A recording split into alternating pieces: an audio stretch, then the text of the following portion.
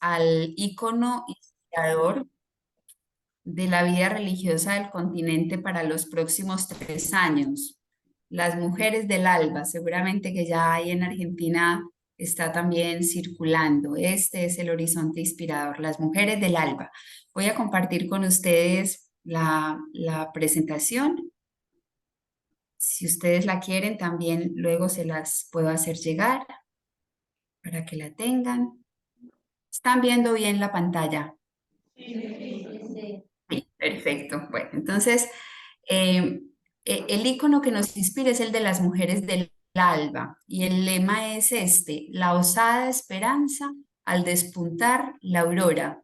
Este es un tiempo fundamentalmente para que como consagrados y consagradas nos convirtamos en guardianes de la esperanza, de esa osada esperanza que nos permita salirnos desde la conciencia de que esta etapa es para intentar, es la etapa de los intentos. Yo les quiero proponer que con la persona que tienen al lado, ahí un minutico,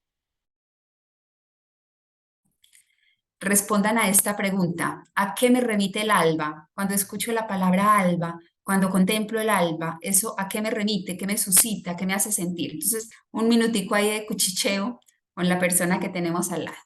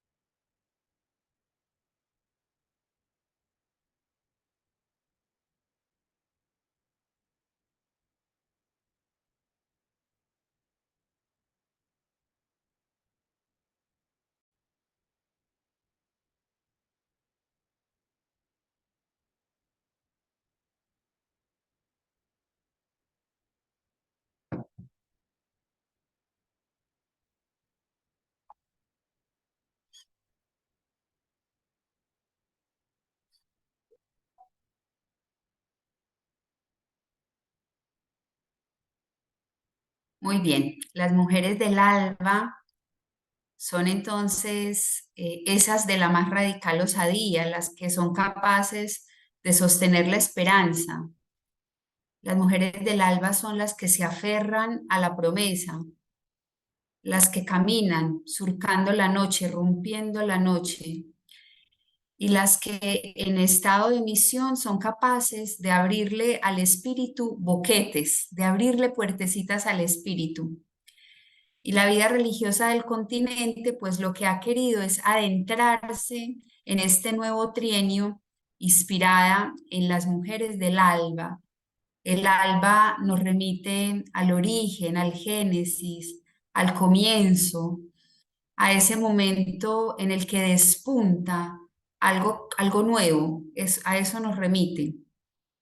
Y hoy más que nunca, nosotros como religiosos y religiosas estamos convencidos de la necesidad de la reforma, estamos convencidos de la necesidad de que despunte algo nuevo. Y la reforma, la transformación, la conversión, solo es posible en el encuentro con Jesús. Eso fue lo que las mujeres experimentaron. El encuentro con Jesús fue lo que las transformó y las revistió de coraje para poder emprender el camino del anuncio, de la transformación, de la resurrección, de la Pascua. Por eso queremos que sean ellas quienes nos inspiren a varones y a mujeres del continente durante este trienio. Yo los quiero invitar a que hagamos un poquito de historia. La CLAR tiene 63 años de vida, de colorida vida, de dinámica vida. Carlos Palmés nos ha dicho, ha querido como diferenciar las etapas del caminar de la CLAR. Ha dicho que la infancia de la CLAR podríamos ubicarla desde el nacimiento en 1965 hasta la Asamblea del Episcopado Latinoamericano en Medellín, que la juventud y la vida pública estaría entre de Medellín a Puebla, del 68 al 79. La Pasión, y todos sabemos por qué ahí está ubicada la Pasión, de Puebla a Santo Domingo. Fueron años tan complejos para la CLAR, los que hubo también la experiencia de la persecución, bueno, del veto, del 79 al 92. Y dice que del 94 a esta parte vamos transitando caminos de resurrección. Eso dice Carlos Palmés. La CLAR desde el 96 en íconos inspiradores. En el 97 nos sentíamos llamados a abrazar el cambio de época y con sorpresa hoy tendríamos que decir que continuamos en esta experiencia de sentirnos en una época de profundos cambios, de profundas transformaciones.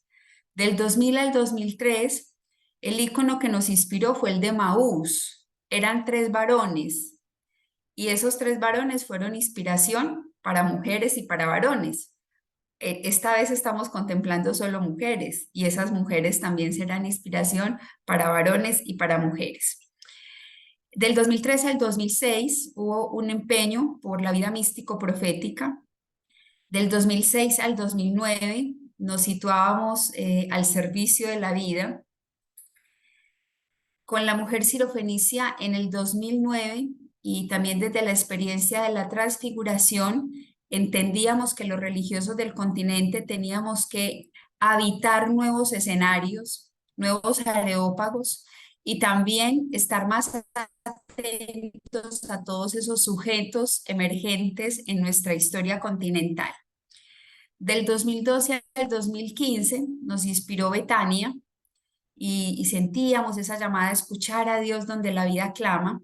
Del 2015 al 2018 con la visitación nos sentíamos motivados a salir a prisa al encuentro de la vida en las periferias, en las fronteras. Acogíamos esa invitación del Papa a una vida religiosa en salida. El trienio pasado, del 2018 hasta junio de este año, estuvimos inspirados por Caná, sentíamos con fuerza a la Madre diciéndonos, hagan todo lo que Él les diga, la condición para que haya milagro, para que haya transformación es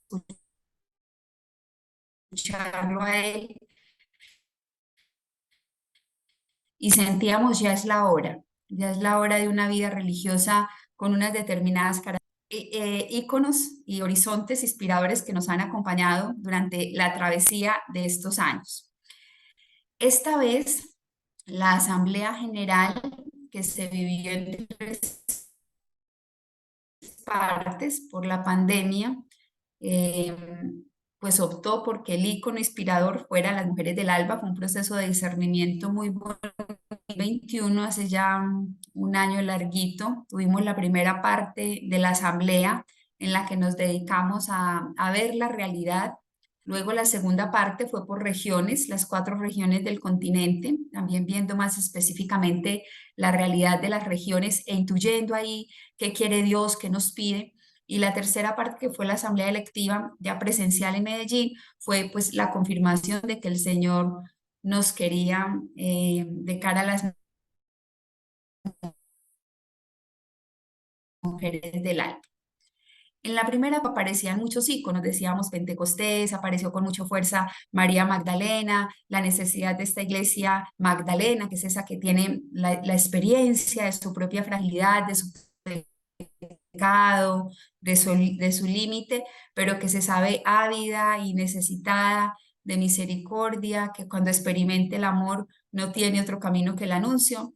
Hubo una inclinación fuerte porque fuera María Magdalena desde esa clave sinodal.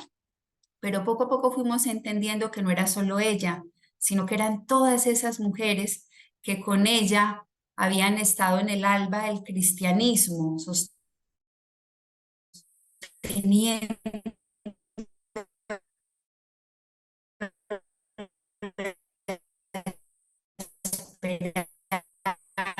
esperanza al pie de la cruz, pero como portadoras de vida, no como desde los muros de las lamentaciones, sino desde el lugar en el que acontece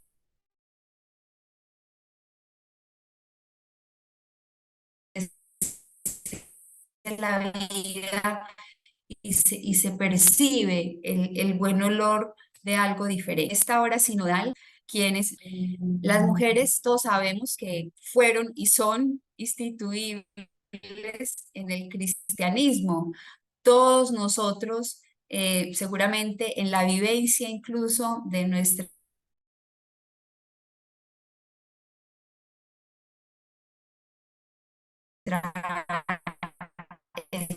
experiencia eclesial primera, pues recordamos una mujer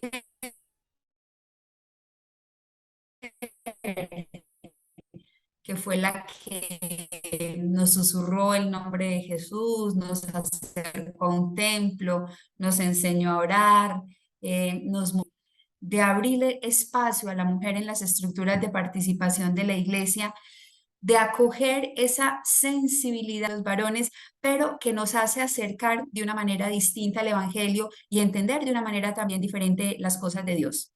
De lo que se trata es de acoger ese sensus fide, de valorar la riqueza que hay en el aporte que las mujeres tienen para dar a la iglesia, desde la conciencia de que todos estamos invitados a este gran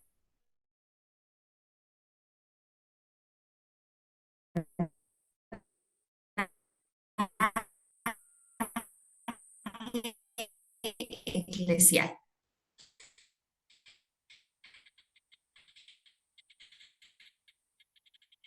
En la historia de cada uno de nosotros ha habido una contagiarnos de lo fundamental, que nos enseñó de ver que con ternura nos acercó una mujer. Los invito a que pronunciemos ahí ya todos, en voz alta, el nombre de esa mujer, que nos habiten esas mujeres. Elvia.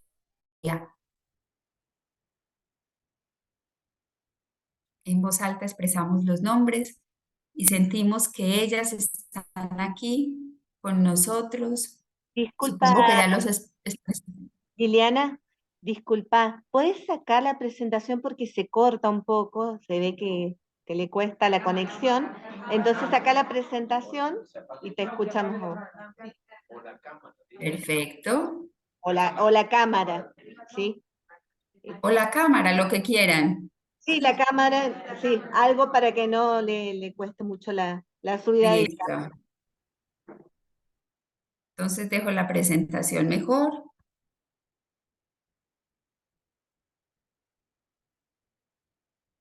y apago la cámara.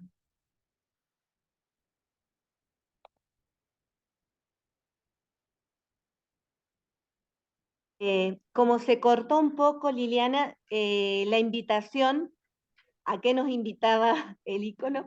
Porque ahí se nos cortó, entonces no pudimos escucharlo bien. Ok, los invitaba a que pronunciemos en voz alta el nombre de esa mujer que en nuestra historia personal ha sido para nosotros mujer del alba, porque nos ha acercado a Jesús, porque ha sostenido para nosotros la esperanza, porque con ternura nos ha conducido, que pronunciemos el nombre de esa mujer que para nosotros es significativa en nuestra propia historia de salvación. Entonces los invito a que lo pronunciemos. Asunción, a Rosa. Clara, Cándida, María, Rosa, Clara y Graciela. Francisca, Paula. Teresa, Pepa e Isabel.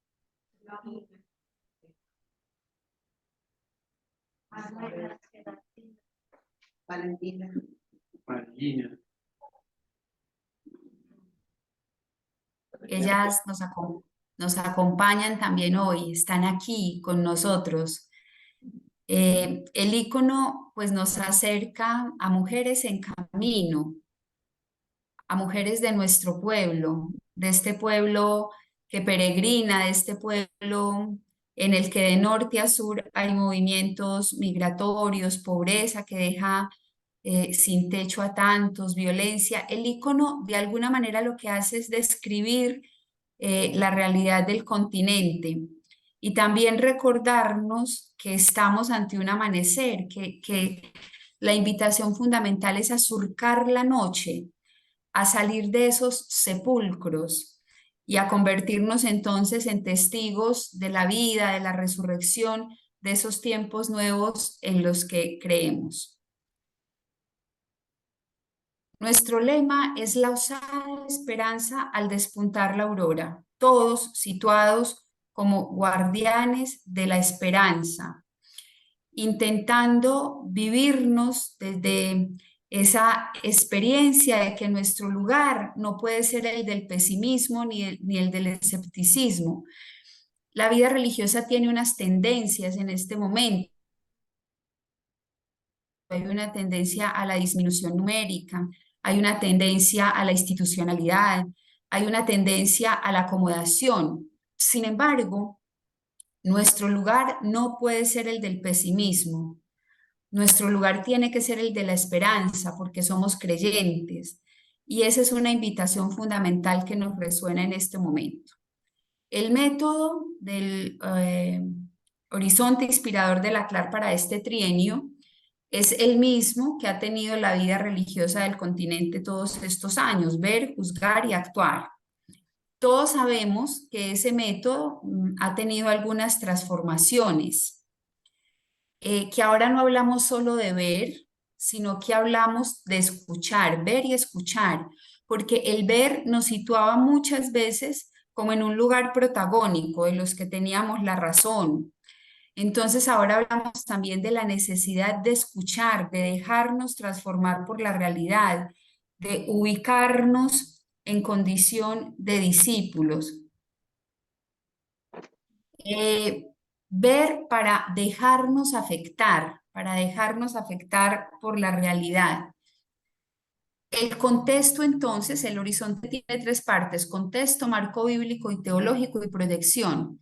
El contexto hace referencia a esa necesidad de ver y de dejarnos afectar.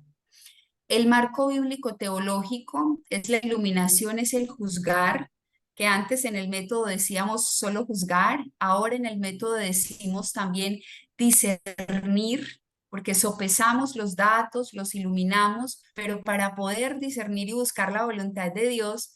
Y eso nos conduce a sentipensar, que es como la nueva manera de aproximarnos a la realidad.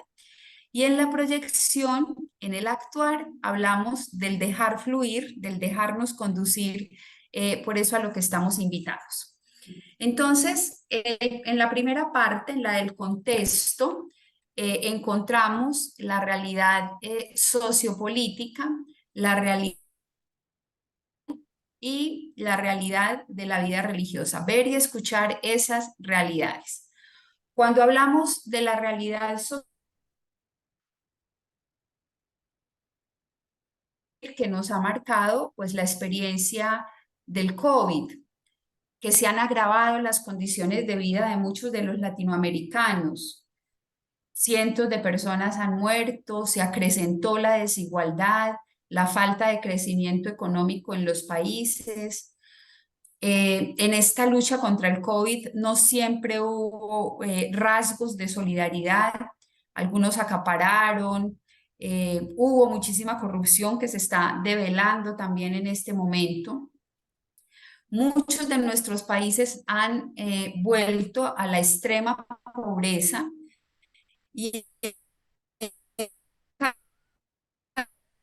casi todos los países del continente están en monetaria. Esto es muy, muy grave y muy significativo. Muchos han perdido sus trabajos. Ahora pues, nos situamos también ante la realidad del mundo, la guerra en Ucrania, que hace que se incremente la inflación.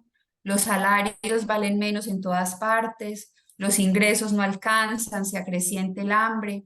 Bueno, evidenciamos también en este contexto toda la fragilidad del planeta, la toma de conciencia del cambio climático, las sequías, las inundaciones, la Amazonía en peligro, la violencia que está asolando todo el continente.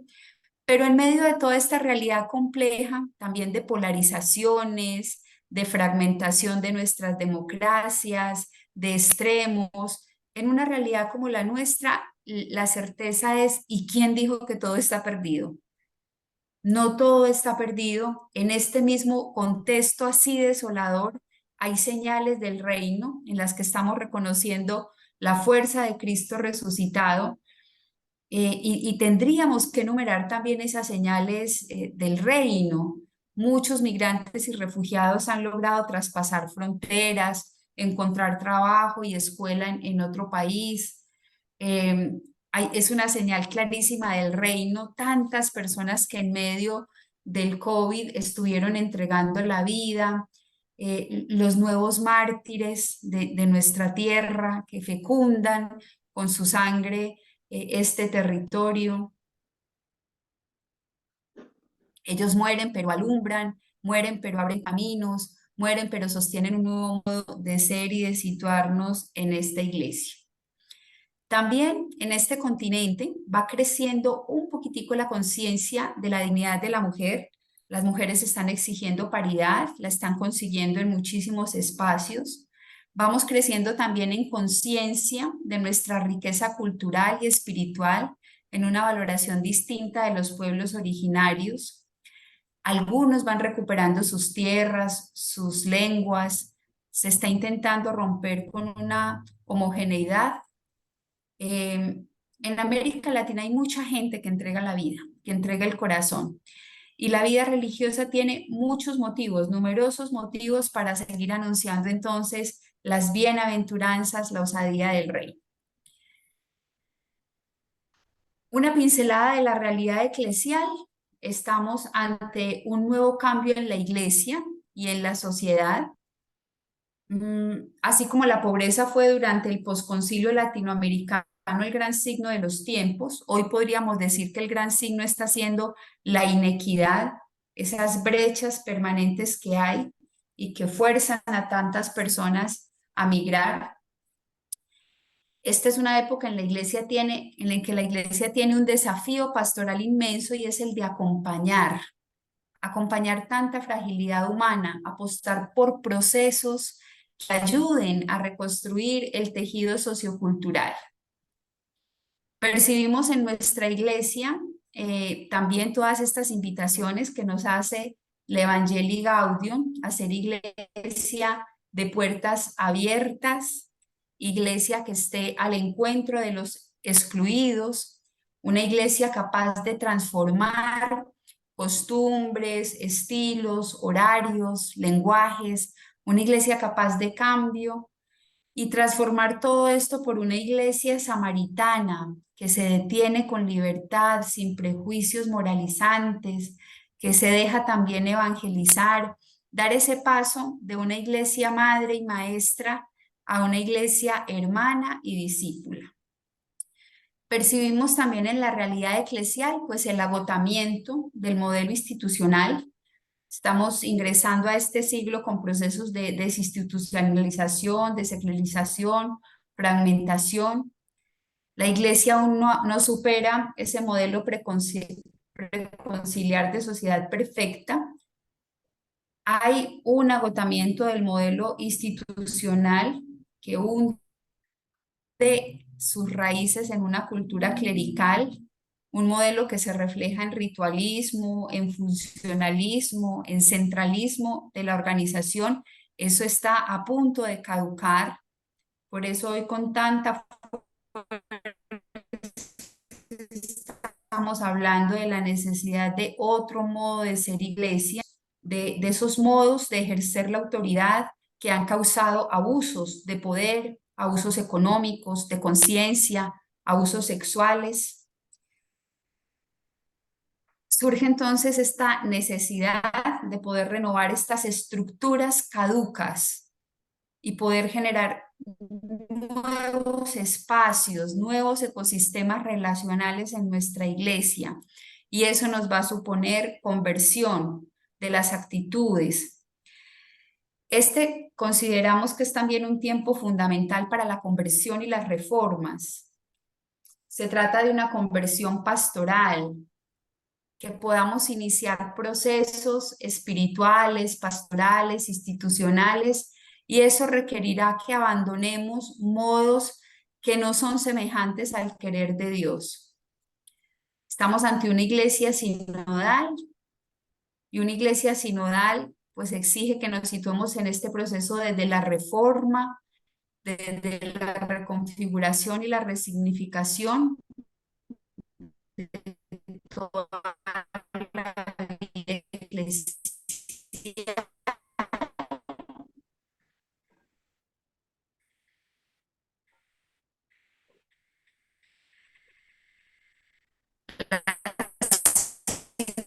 En realidad, a lo que nos está invitando es a imaginar.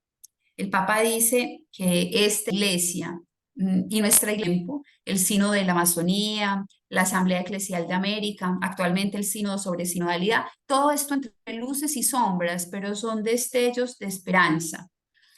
Estamos entonces abocados a procesos de transformación a la luz de ese modelo de iglesia pueblo de Dios, más participativo, más corresponsable, en los que podamos revisar el ejercicio de poder y autoridad y podamos abrirnos a nuevas formas de proceder.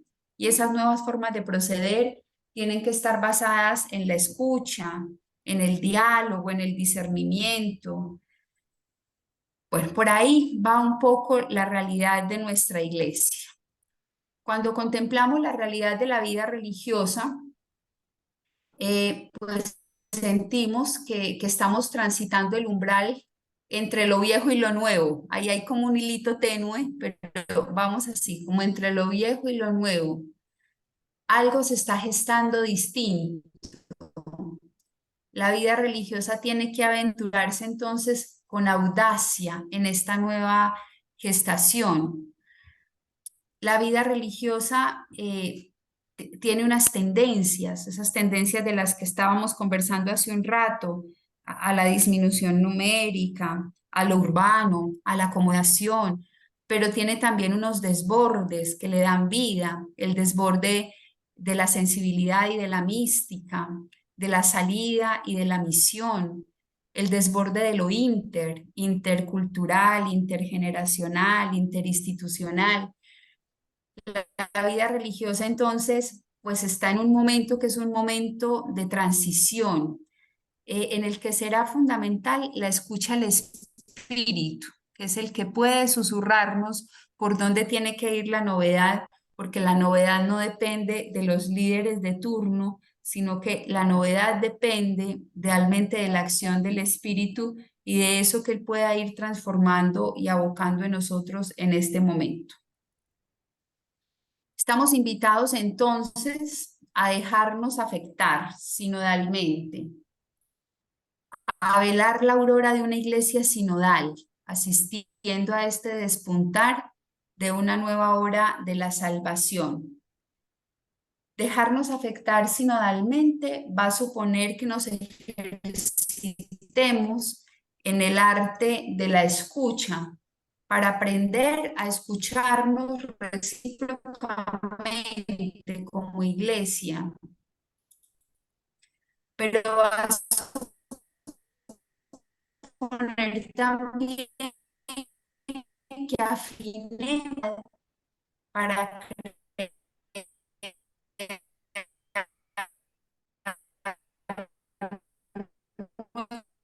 nuevos espacios, pueblos. Y va a requerir que Liliana, ahí se está cortando mucho. Si pudieras volver un poquito para atrás. prioridad existencial y geográfica para poder lanzarnos por nuevos caminos. Y es, sí, un poquito para atrás en la reflexión. Un poquito, porque lo último se ha Hola, cortado mucho. perfecto. Lo lamento, pero es que está malo el internet en toda la ciudad y estoy con mi plan de datos solamente. Bueno, les decía que no sé si escuchamos lo de la realidad eclesial y de la vida religiosa. ¿Sí lo escucharon o no? Ah, bueno. Entonces les decía, bueno, perfecto. Les decía que lo que nos corresponde en términos ignacianos, dejarnos afectar sinodalmente, y que eso nos va a suponer 5 cosas. La primera es el arte de la escucha, para aprender a escucharnos recíprocamente como iglesia, como comunidad, como familias carismáticas, en la diversidad de ministerios. Como que la primera llamada es esa, el arte de escuchar. La segunda, que agudicemos la mirada para que sea una mirada contemplativa de la realidad, que podamos contemplar esos nuevos espacios a los que el Señor nos está llamando. La tercera, el discernimiento, y como una condición necesaria para acoger la nueva propuesta de vida que Dios nos está haciendo personal y comunitariamente. Y el discernimiento nos exige entonces desaprender esas formas antievangélicas de ser iglesia e intuir esos nuevos signos de presencia de Dios. En cuarto lugar, dejarnos afectar sinodalmente nos va a suponer itinerancia existencial e itinerancia geográfica para lanzarnos por los caminos, para poder ir más allá.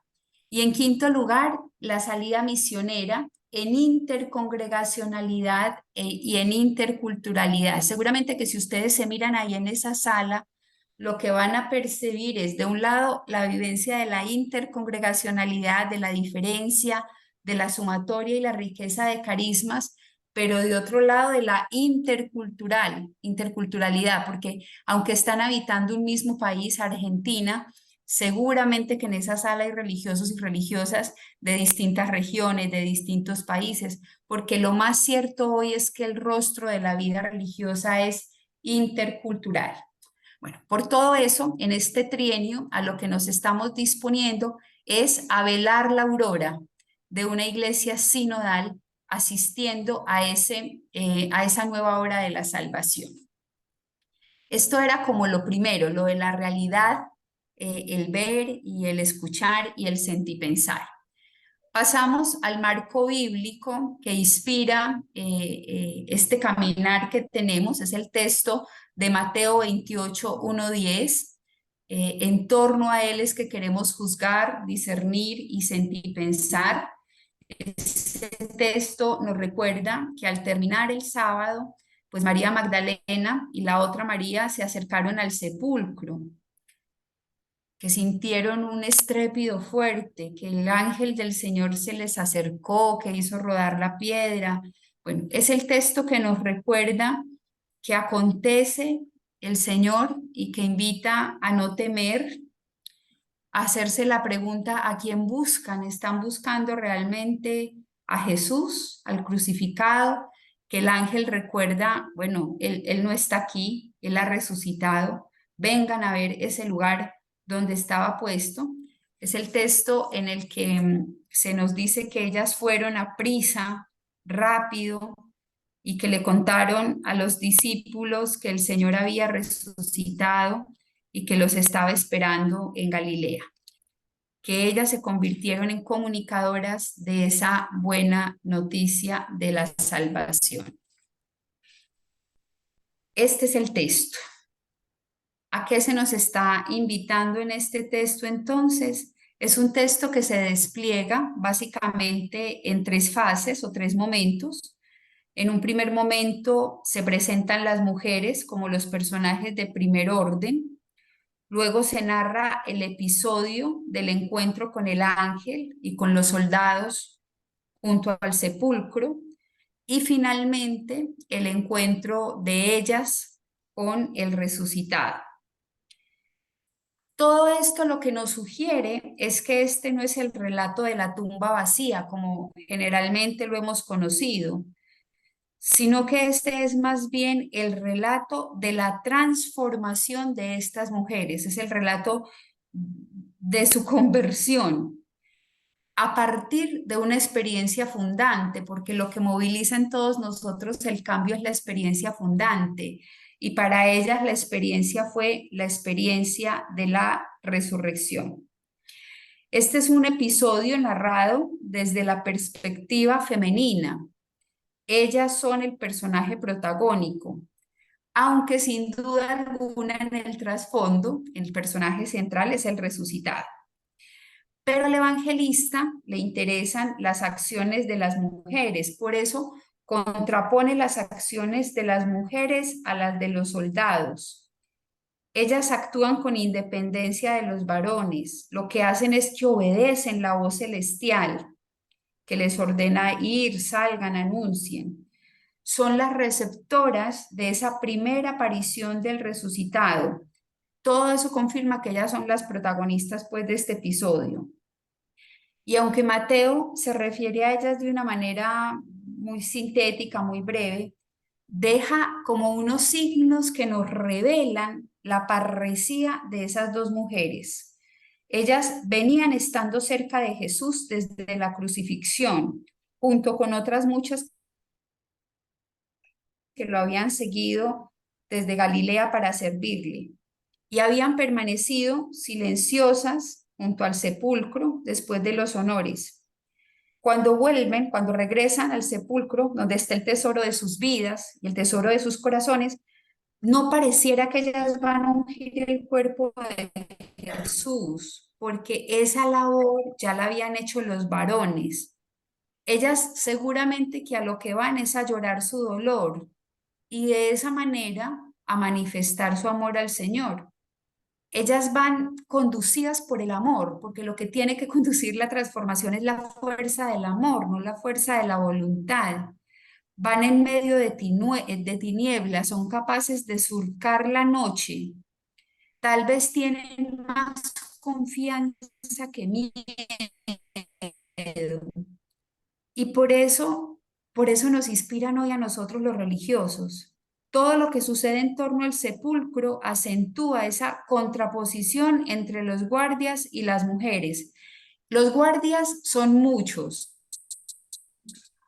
y están armados. Sin embargo, los guardias no son testigos de lo que acontece con el ángel. Ellas, en cambio, sí, son testigos, lo contemplan, son enviadas. Es como si la opción de Dios fuera la opción por la minoridad, por lo pequeño, por el límite, por lo frágil. Y por eso tendríamos que decir que la opción de Dios es por nosotros. Todas esas previsiones y medidas de seguridad que habían en torno al sepulcro son vencidas por la actuación de Dios. El Dios de la vida los deshace sin ningún tipo de violencia, como sugiriendo que también ellos están convocados a ese proyecto de vida nueva que se está generando con el Señor.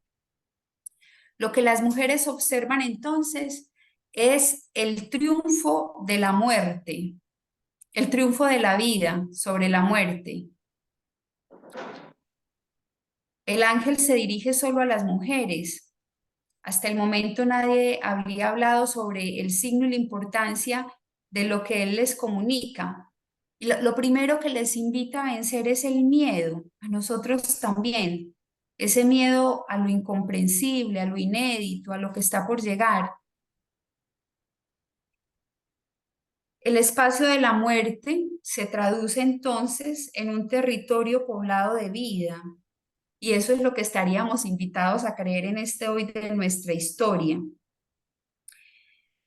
Ellas luego parten ya sin prisa y sin miedo, con un poco de temor seguramente, pero con gozo, y parten a cumplir esa misión encomendada. el miedo paraliza porque está relacionado con la muerte. La experiencia del amor, la experiencia de la resurrección transforma el miedo en valentía, en parresía. Estas mujeres se ponen en camino. Jesús en persona sale a su encuentro y ese es el momento como culminante de esta narración. El saludo del resucitado a partir de ese momento será alégrense, alégrense, la alegría como la promesa. Y la segunda palabra del resucitado confirma el envío que les ha hecho el ángel. Ellas tienen que ser las portadoras del anuncio de la resurrección a los discípulos.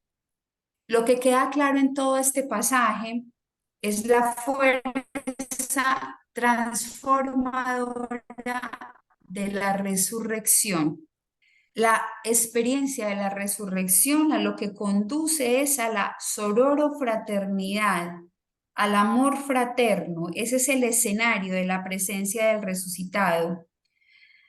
Emprender el riesgo del anuncio conduce al encuentro con el que transforma la muerte en vida y el desamor en solo fraternidad. Esa es la invitación fundamental cuando ustedes se acerquen al horizonte de la CLAR, van a poder dar cada una de las expresiones con ellas, como las mujeres que fueron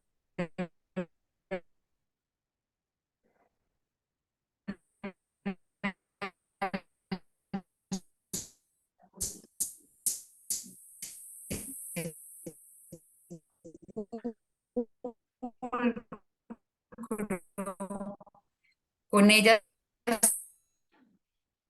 como seguidoras que se transforman fuertes e íntegras,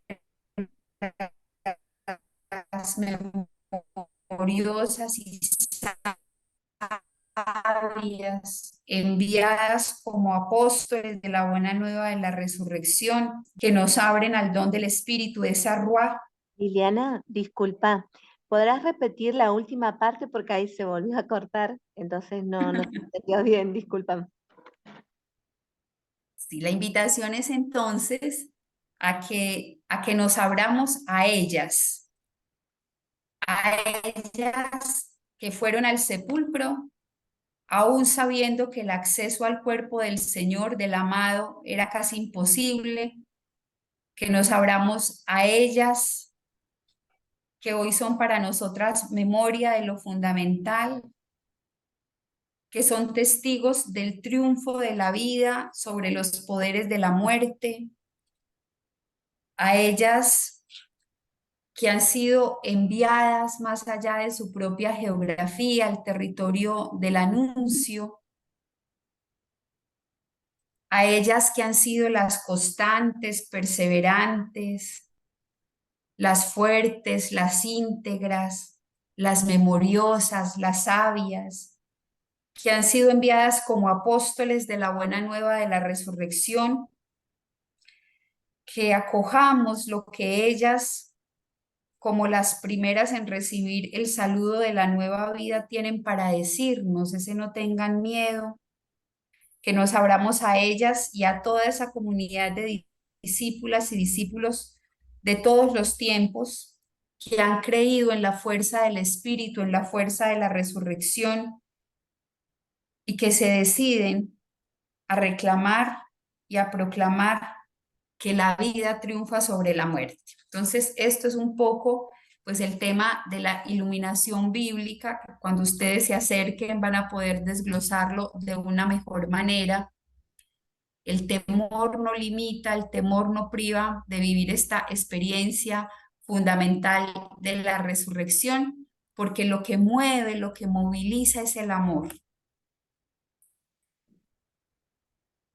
Con ellas, entonces, hacemos un acto de fe en el que el espacio de la muerte, el espacio del límite, del pesimismo, del escepticismo, de la fragilidad, es ahora el territorio poblado de esa vida sin fin.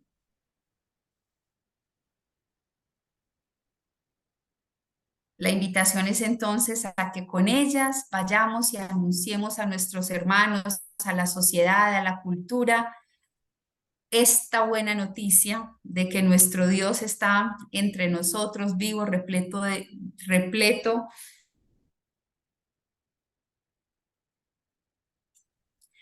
Y con ellas que nos acerquemos a los movimientos del alba. La vida religiosa del continente quiere optar este trienio por 8 movimientos. No lo estamos llamando esta vez líneas de acción, prioridades, lo estamos llamando movimientos. ¿Cuáles van a ser los movimientos de la vida religiosa del continente? El primer movimiento es este: hacia una vida religiosa en esperanza. ¿De qué se trata este movimiento? Se trata de que reconozcamos la plenitud de la vida. Este primer movimiento nos empuja a reconocer que la acción es del Espíritu, que es el Espíritu el que acontece y el que nos moviliza hacia la vida nueva, el que llena nuestros huecos, nuestros vacíos en el caminar, el que nos saca del lugar de la resignación y nos motiva a ese diálogo profundo con lo que somos, con nuestra historia, con la manera como Dios ha ido acompañando nuestro caminar, a que nos dejemos reconstruir por Dios, que a Él le entreguemos a veces el corazón herido y que permitamos que Él nos arraigue en la experiencia de la Pascua, que no es otra cosa que la experiencia de la identidad y de la pertenencia. El movimiento hacia la vida en esperanza supone esa nueva mirada contemplativa. En el libro Las noches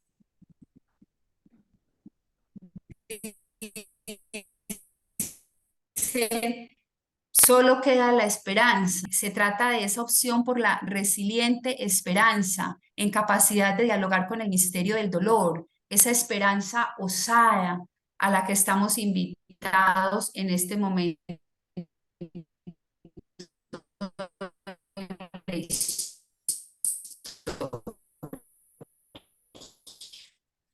Esta es la acoger en serlo confiadamente y de la mano de Necia de que es Él quien da plenitud a nuestra existencia, nos va a suponer que vivamos con sentido, con alegría,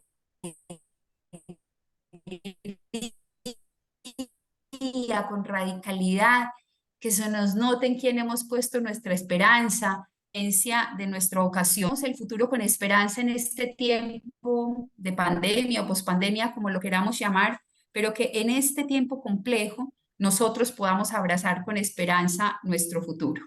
El segundo movimiento que nos planteamos es el movimiento hacia lo esencial del seguimiento de Jesús y la centralidad de la racionalidad humana. Es un movimiento que nos conduce entonces a privilegiar la relación, pero no cualquier relación, sino la relación al estilo de Jesús, relaciones que sean de equidad, de justicia, que intentemos comunidades locales en las que se privilegie lo humano en el seguimiento de Jesús y que entonces puedan ser comunidades que realmente sean referentes vivos de carismas, que podamos también desde la vivencia de la eclesialidad y desde la experiencia del carácter reformador de los carismas hoy, comprometernos con una iglesia sinodal, una iglesia con nuevos modos relacionales, menos clericales, más horizontales, más fraternos y sororales, más inclusivos. Por ahí es como la llamada que nos hace este movimiento. Y entonces, en esta hora, la fuerza de la resurrección nos tiene que conducir a favorecer una cultura relacional y vocacional que humanice. humanizando todo, las estructuras, los procesos de la vida religiosa. Mucha de la crisis que hay al interior de la iglesia y de la vida religiosa, muchos de los abusos, se arraigan en que precisamente no hemos humanizado lo suficiente los procesos de formación. Priorizar la formación como un itinerario para ser mejores testigos, para ser más radicalmente hermanas y hermanos, y continuar entonces también todos los procesos de reconfiguración, de resignificación, que nos permiten preguntarnos realmente, bueno, con el corazón centrado en Jesús, ¿Él qué quiere de nosotros? ¿Cuáles son esos nuevos modos de relacionalidad a los que estamos llamados? El tercer movimiento es hacia la dignidad humana y la cultura del cuidado.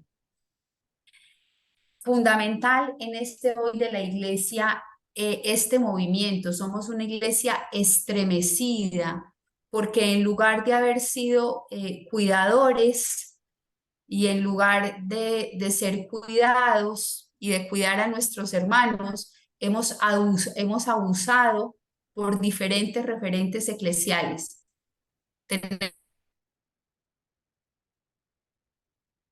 Saturados de estos abusos sexuales, de poder, de conciencia, de tantos crímenes, delitos, faltas cometidos por nosotras, por nosotros, por sacerdotes, por obispos.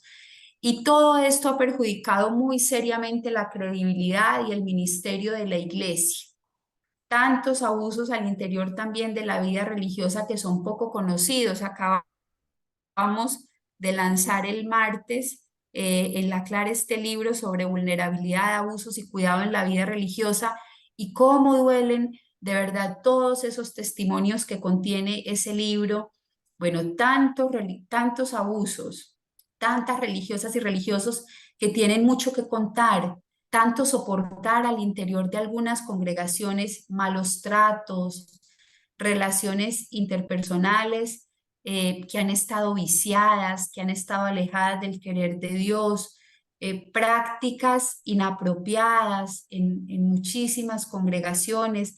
Bueno, de todo esto supone que haya conversión, es necesario que haya cambios, pero es necesario sobre todo que purifiquemos las relaciones y que entendamos que tenemos que aprender nuevos modos de generar la relación entre nosotros.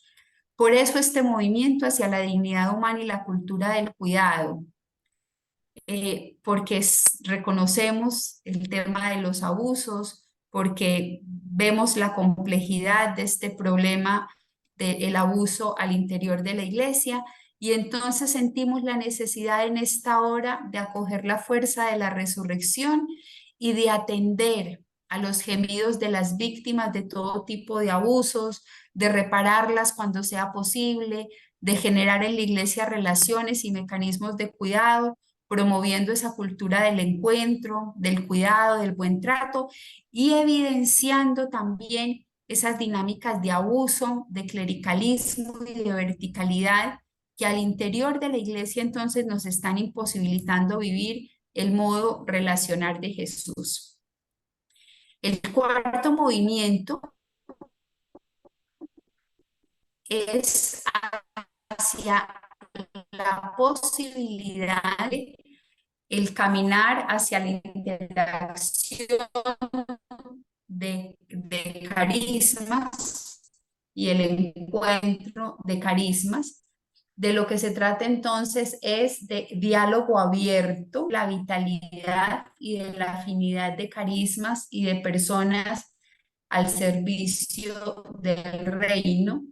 Ante la crisis en la iglesia, pues nuestra manera de hacer resistencia profética, el encuentro de carismas, es necesario entonces que dejemos fluir la creatividad para poder encontrar semillas alternativas, formas nuevas que nos faciliten entonces encontrarnos también desde la experiencia de nuestra minoridad, de nuestra pequeñez. La resistencia profética hoy nuestra ante el individualismo radical, ante el consumismo, ante la idolatría ética, tiene que ser entonces la acción corporativa, el encuentro, el diálogo, los consensos, todo lo que nos permita tejer y construir con otros. Por eso es la hora de acoger esta fuerza de la resurrección y servir en itinerancia, en intercongregacionalidad e intercultural, y hacerlo hasta que acontezca la transformación, hasta que realmente haya cambios significativos. Esto nos va a suponer seguir realizando la comunión con los laicos, crecer en la conciencia de que somos familias carismáticas, pero también en una dinámica de interrelación con otras instituciones, seguir ahondando en lo que hoy significa e impacta la misión de la vida religiosa en el continente. Nos lo venimos diciendo desde el Congreso del año pasado: itinerancia, intercongregacionalidad, salida misionera, seguir promoviendo nuevos liderazgos, también nuevas ministerialidades y nuevos servicios.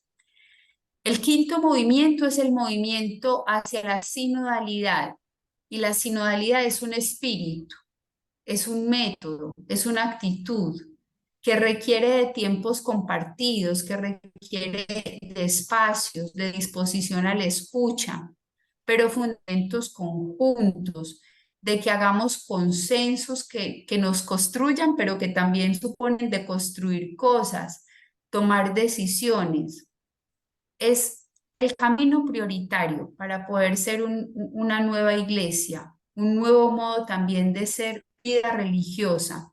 Y esto nos exige conversión interna de nuestros modos de ser, de tomar las decisiones, de relacionarnos entre nosotras. Es hora entonces de que podamos vivir la sinodalidad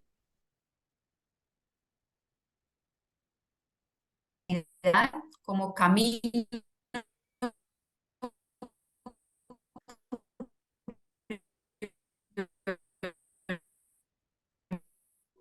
prioritario desde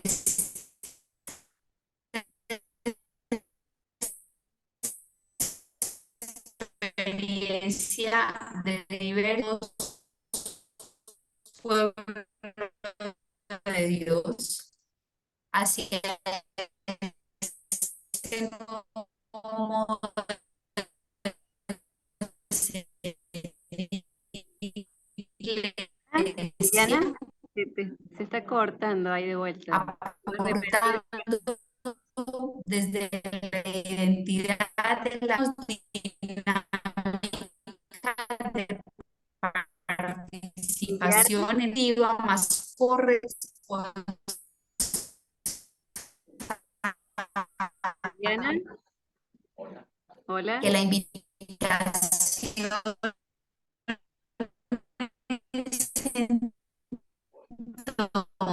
Diana, Liliana, podamos asumir una actitud. Sí, me escuchas.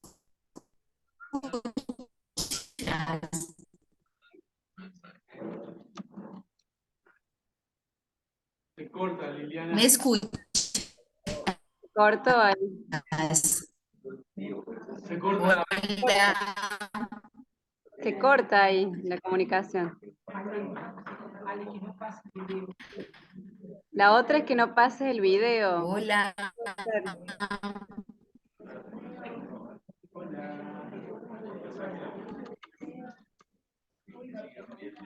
Hola. Todavía se corta. ¿Me escuchan? A ver de vuelta, a ver. Perfecto. Ahí está. A ver, todavía no. Así, sin video. ¿Se escucha? Ahí sí se escucha. Ahora sí. Hola. Ahí sí. Muy bien. Perfecto. Bueno, entonces les decía que en este quinto movimiento la invitación es entonces a la sinodalidad, a aportar desde lo específico de la identidad de la vida religiosa a esta reforma de la iglesia.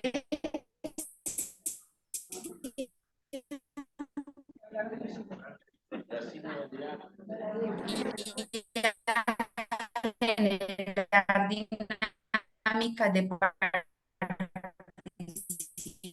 participación en las búsquedas, en los procesos y en el sexto movimiento es hacia la utopía del reino, que nos podamos ubicar desde el equilibrio y la inclusión de la diversidad, que impulsemos la conversión pastoral, la necesaria conversión pastoral, que nos sitúe en condición de hermanos y que podamos revisar estructuras, modos de asumir la misión personal y comunitariamente. El séptimo movimiento es hacia el cambio sistémico y la incidencia política. El cambio sistémico y la incidencia política.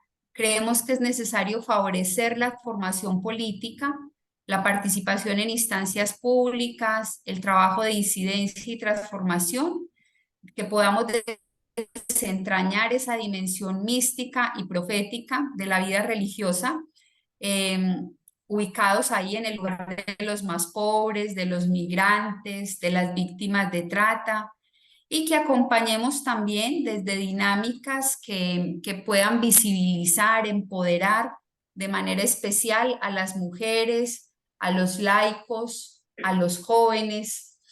Y el octavo movimiento es hacia el cuidado responsable del ambiente, de los derechos de las generaciones futuras.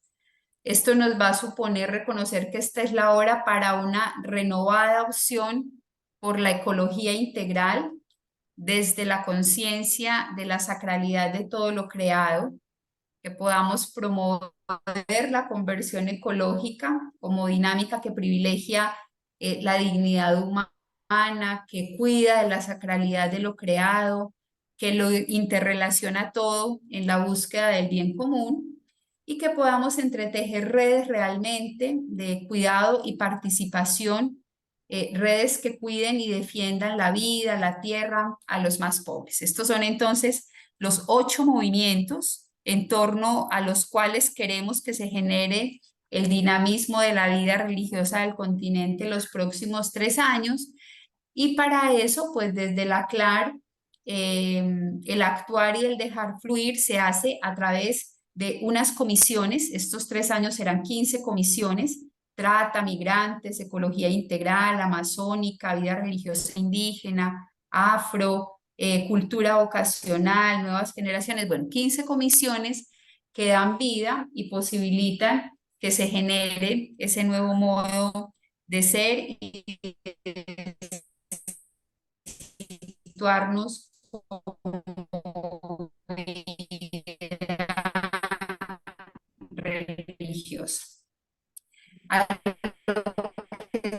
Estamos entonces, pues fundamentalmente convidados que el potencial femenino tiene implícita una riqueza extraordinaria, que es esa capacidad de trabajar en cooperación de la experiencia del sentir y pensar, la flexibilidad para buscar alternativas nuevas, ahí donde abunde el caos, la empatía y las habilidades comunicativas para generar relación y vínculo en lo cotidiano. Las mujeres y los varones consagrados estamos llamados en esta hora sinodal a despertar a ese despliegue de dones y posibilidades que surgen precisamente cuando se rompe la noche, cuando se permite al espíritu habitar, contagiar de paz, revestir de fortaleza y de esperanza, de tal manera de nuestra iglesia. Contemplar a las mujeres del alba y que esto le abra espacio del continente a dar la vida, que todo esto nos sitúe en el lugar de la osada esperanza. No sé si ustedes quieren descansar un poco o si quieren entonces reunirse en grupos, pues a partir como de 2 preguntas. La primera sería: ¿qué nos resuena de este horizonte inspirador? ¿Qué nos toca, qué nos moviliza personalmente? Y la segunda: ¿cuál de estos 8 movimientos consideramos que es fundamental para nosotros ahí en ese contexto de la región de Argentina en la que estamos, o de nuestras congregaciones, cuáles serían como realmente los movimientos que sentimos que tenemos que priorizar en nuestro contexto específico.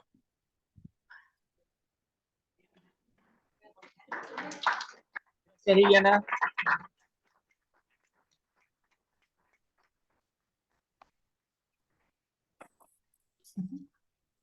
Bien, vamos a hacer entonces unos 20 minutitos, no vamos a tener mucho tiempo, 20 minutitos, de agruparnos, ¿sí? Y compartir esas dos preguntas, ¿sí? Es bueno, a ver, de todo esto que hemos escuchado, ¿qué es lo que creemos prioritario? ¿Qué es lo que sentimos vital en nuestras presencias concretas en nuestro lugar? ¿Sí? Vamos a hacer el método más rápido de grupos, que va a ser el numerarnos, ¿sí? Nos vamos a numerar del 1 al 10, ¿sí? Y bueno, después simplemente nos ubicamos en algún lugarcito para poder compartir estas cosas. 2, 3, 5, 6, 7, 8, 9, 10. Liliana, ¿podés repetir las consignas? 6, 7, 8, 9.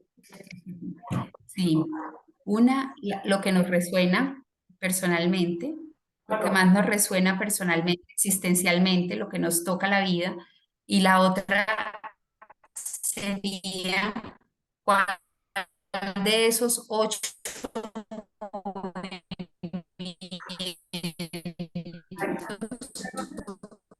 cuáles de esos 8 Muy bien. movimientos consideramos necesarios y fundamentales en nuestro contexto, dada la realidad de lo que estamos viviendo ahí. Muy bien, muy bien, muy bien. Ahí nos juntamos en grupo y le damos un aplauso por el esfuerzo. Qué pesar, lamento, pero Aquí no estaba en mis manos. no, ni no en la nuestra tampoco, así que En 25 minutos más o menos volvemos. Hola. Perfecto. ¿sí? Sí, sí. Si te querés, ahí termino, pauso.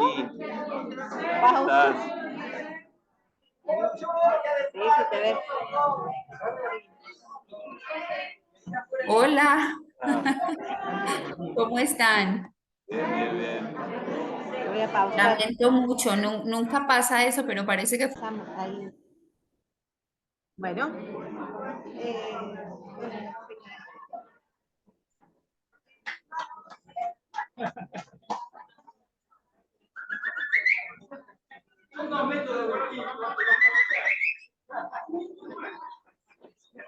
Bueno, vamos haciendo silencio, si nos podemos escuchar un poquito.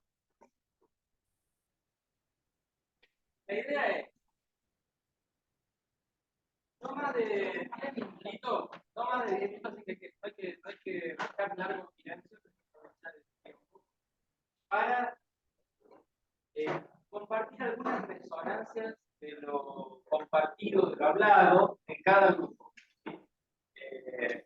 Breve, o sea, algo que te parezca que ha sido central. ¿Sí?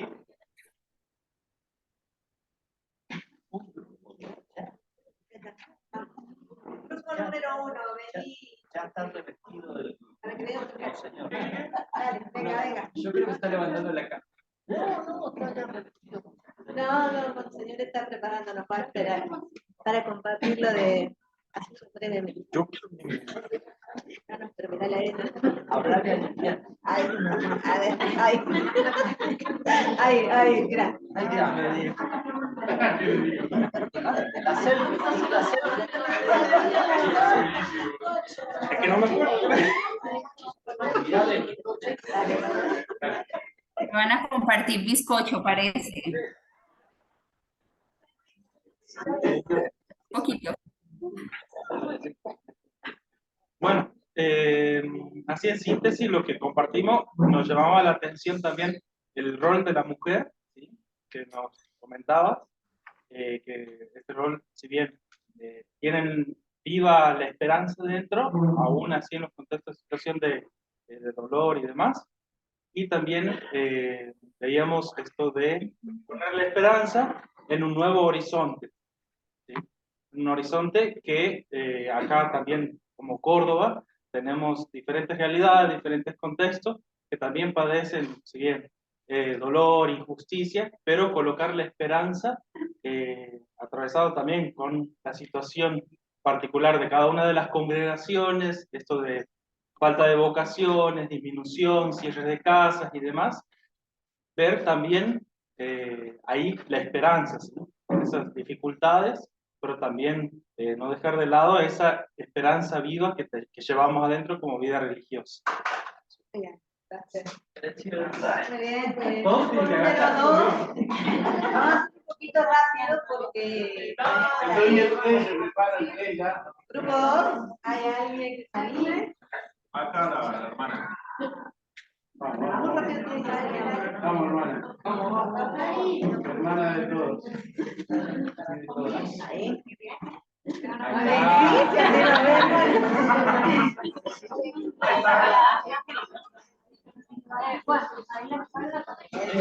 vemos. Bueno, como que resaltábamos un poco esto, ¿no? De cómo lo que mueve esta conversión que sea posible es la fuerza del amor más que la fuerza de la voluntad.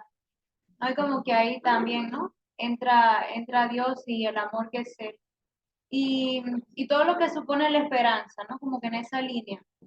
El salir de pesimismos o de cosas ya preestablecidas para poder dejar también que la esperanza, que siempre es novedosa, nos sorprenda. Entonces, por ahí.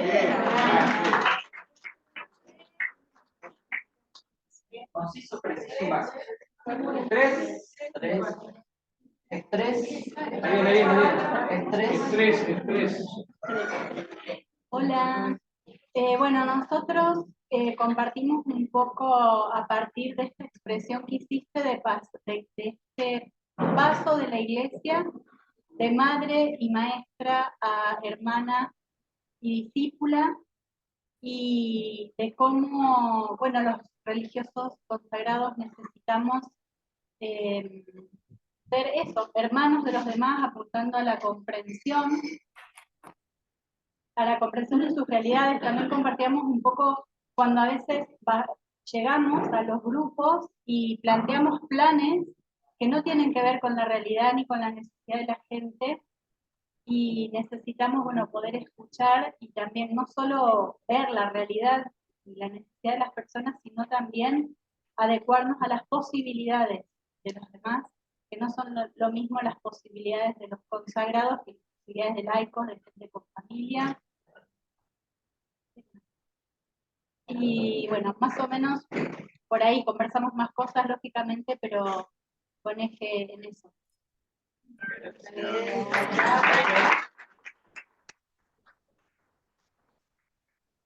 Cuatro que estaba acá. Lo tengo identificado.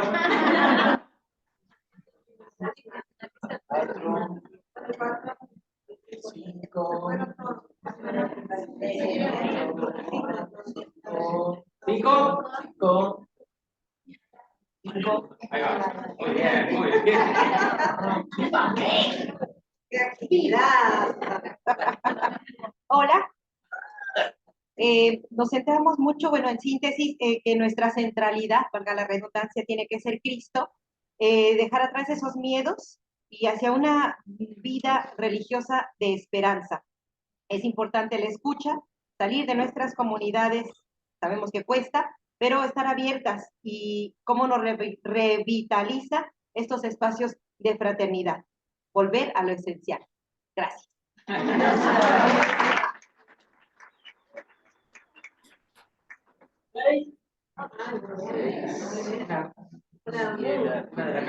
Una de la casa. Bien ahí. Así que yo no comparto tanto todos los problemas que tienen ustedes, pero los compartimos a través de la oración, con entusiasmo para hacernos cargo de los problemas. Y sobre todo en nuestro grupo vimos el momento difícil que se está viviendo a nivel mundial. Estamos entre una oscuridad y una claridad. Nos detuvimos en el sentido de mujeres del alba. Bueno, ¿por qué del alba? Porque nos tiene que mover el amor. Desde el amor, ser creativas y no tener miedos, como ocurrió en las mujeres que se dirigieron a un lugar de gran tristeza hacia la tumba, pero movidas por el amor, receptaron la extraordinaria novedad de una nueva vida y tuvieron la fuerza como para transmitirla. Entonces, nosotros nos detuvimos. ¿Qué significa el alba y qué significa tener esperanza para, desde la fuerza de Jesús, tratar de animar a los demás en un momento que globalmente es difícil, porque hay un gran relativismo, hay una gran indiferencia, hay como un desinfle mundial. Como nosotros dijimos, bueno, a través del testimonio, a través de la sencillez, pero desde la fuerza del amor que nos da Cristo. Gracias.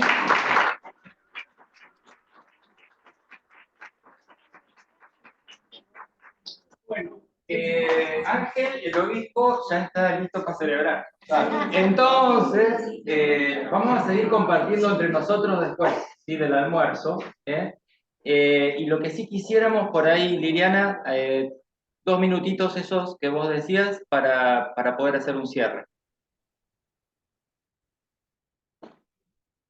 Bueno, yo quiero como agradecer la posibilidad de haber estado con ustedes a pesar de la limitación de la tecnología, como confirmar que es verdad que hoy la vida religiosa es más frágil, es más pequeña, tal vez está más herida, más limitada, que tenemos menos trincheras, que tenemos también menos seguridades, pero que por lo tanto hoy, en este momento de la historia, somos más aptos para posar el corazón en Jesús. La experiencia de nuestra minoridad nos hace posar el corazón en lo fundamental y entonces abrirnos con humilde osadía al Espíritu que puede recrear en nosotros lo fundamental. Yo pienso que perdemos vitalidad cuando nos fundimos plácidamente en lo institucional, cuando olvidamos la esencia y nos homogenizamos en moldes, en formas que nos recortan. Creo que la fecundidad le va a llegar a la vida consagrada cuando nos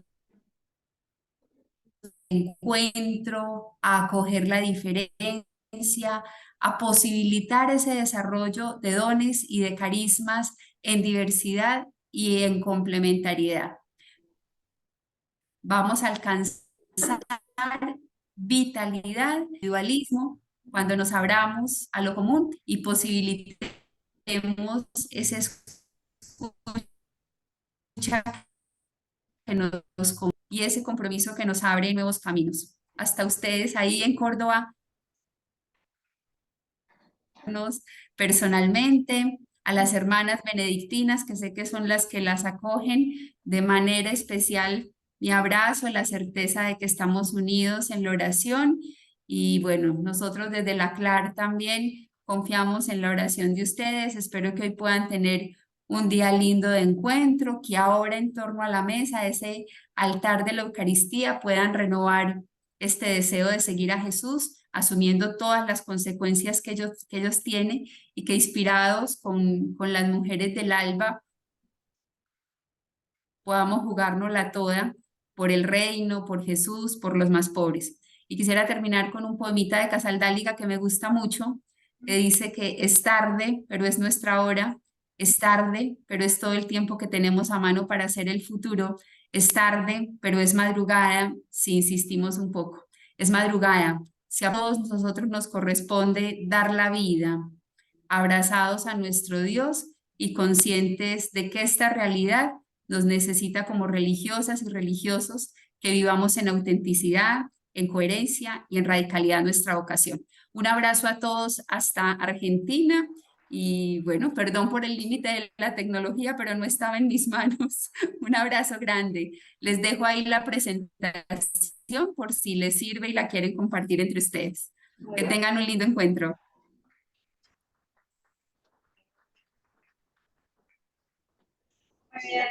Gracias, Lili.